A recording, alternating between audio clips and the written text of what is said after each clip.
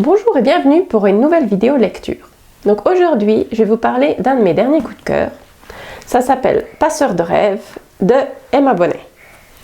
Donc je vous préviens tout de suite, c'est le premier tome d'une saga. Donc si vous avez lu celui-là, vous allez vouloir lire tous les autres.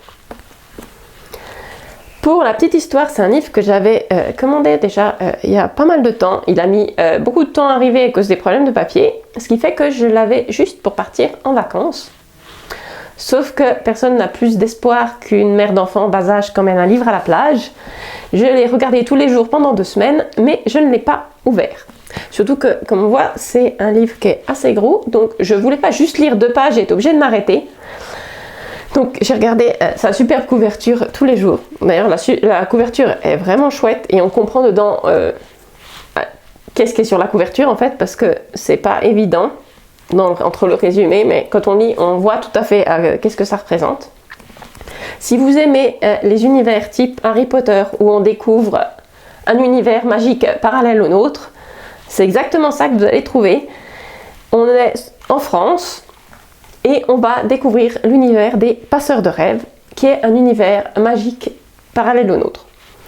Donc l'univers est très bien détaillé. Les passeurs de rêves ont la capacité de concrétiser des rêves, aller dans les rêves des autres. Donc tout tourne autour des rêves et ils ont des pouvoirs assez impressionnants aussi. Donc on va suivre Miley, qui est l'héroïne de ce roman. C'est une jeune fille de 16 ans qui est toute choupinette et qui tombe par hasard dans cet univers-là, qui découvre qu'elle est une passeuse et qui va découvrir tout cet univers aussi magique que dangereux et trouver sa place là au milieu.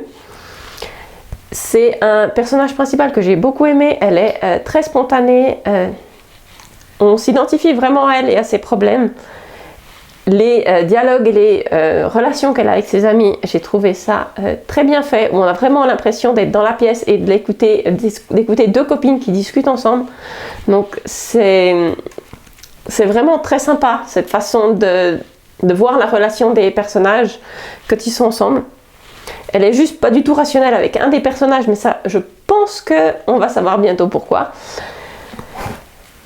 La seule chose qui est assez frustrante dans ce livre, c'est la fin. Parce qu'on arrive à un moment où on a l'impression qu'on touche quelque chose de vraiment important du doigt, et c'est là que ça s'arrête. Je vous avais prévenu, c'est une saga, donc on va vouloir lire tous les tomes. Donc maintenant, j'attends le tome 2 parce qu'on ne peut pas s'arrêter là. On a découvert un univers très chouette, des personnages qui sont très attachants, mais ça s'est arrêté avant qu'on en sache assez pour pouvoir laisser cet univers derrière nous. Donc maintenant, j'attends la suite. Je vous tiens au courant quand j'ai des nouvelles.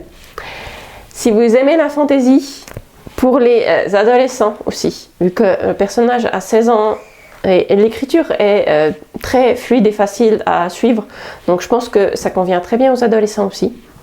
Donc si vous aimez la suite, les univers un peu magiques et ce genre de choses, je vous conseille vraiment Passeur de rêves. Et je vous retrouve bientôt pour une nouvelle vidéo.